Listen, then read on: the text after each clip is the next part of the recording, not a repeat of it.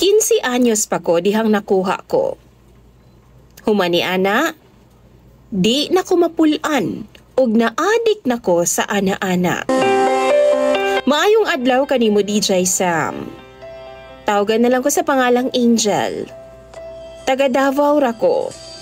Ug nakahuna-huna kog pada sa imuhang programa kay gusto pud na akong i-share ang akong kaagi sa imong mga viewers ug followers. Basin di ay naapoy parehas na ako og kinaiya.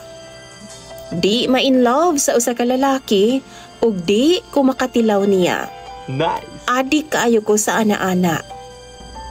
Sugda na ako ang akong kaagi dihang na-virginan ko sa akong ikatulong nga uyab DJ Sam dihang 15 anyos pa lang ko. Nagsugod na kog uyab-uyab DJ Sam. Pasko to ha, ug didto ko nagpasko sa ilang balay. Didto ko natuog sa ilaha DJ Sam. Og lagi kay nag-uban man mi sa ilaha, nakuha na gyud ko niya DJ Sam. Natingala mi kay first time, wa man mi dugo DJ Sam. Mao man na ilang ingon basta first time daw magdugo daw. Nasakitan gud ko DJ Sam pero kaya-kaya raman. Tapos pag uli na ako sa amo-amo ragwa raman. Lahi ra kayo sa ilang giingon nga pag first time lagi daw, mudugo daw tapos magkaang-kaang daw kay inighuman. Wa nagdugay ang among relasyon na DJ Sam. Kay giuyab man niya ang akong ig-agaw. Nasakitan kaayo ko sa panghitabo. Maong giuyab po nako ang iyang ig-agaw. Pero wa ra pod magdugay ang among relasyon sa iyang ig-agaw DJ Sam kay di man ko masatisfy sa iyaha. Dito na po nagsugod nga kada na ay uyab ko DJ Sam. Human ako usugton ko makalugar, ana-ana dayon ni. Pag masatisfy ko, balik-balikan gid nako DJ Sam.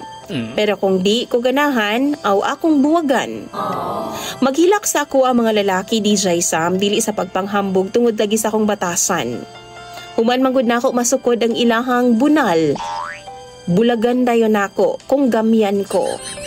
Wa ra man pud ko nagsakit DJ Sam kay di man pud nako ginadungan. Maabdan pa pud og buwan ay ko mahilabtan og makauyab og lain. Niabot ang time DJ Sam nga nag-meet me or nagkita mi utro sa ako ang ex. Kadto nakapa-virgin gid sa ako DJ Samba. Doon na ginahitabo sa mga pag-usab. Ug dito na ako na-realize sa DJ Sam. Mao daing wa midugo ug wa kayo ko masakitan ni adtong first time nako. Kay gamay man day kaayo iyaha. Wa na gid ko miusab DJ Sam. Hangtod na kauyab na pud kog Dax. Na in love ko sa iyaha kay satisfied man kay ko sa iyang performance. Kaso lang, wa lang ko giganahan. Namugnaw lang ko. Dihang gipangayuan ko niyag 5. Kay palit lagi daw niyag sigarilyo, human na mong ana-ana DJ Sam. Pag uli na ako dayon siyang gibulagan DJ Sam. Gi-message dayon nako. Giingnan nako siya nga bulag na mi.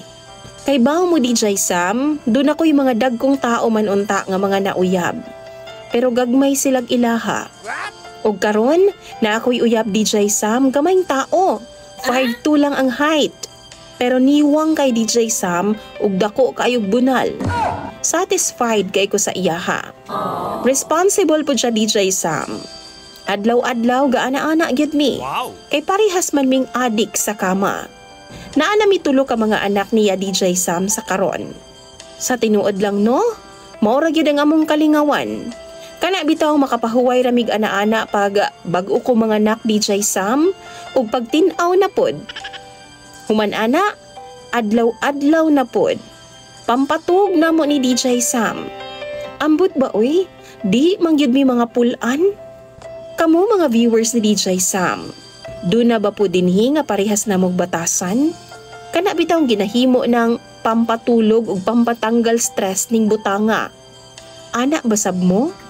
Palihog daw i-share daw ninyo sa comment section. Kay basin abnormal na mi. Imong sender og follower DJ Sam, Angel.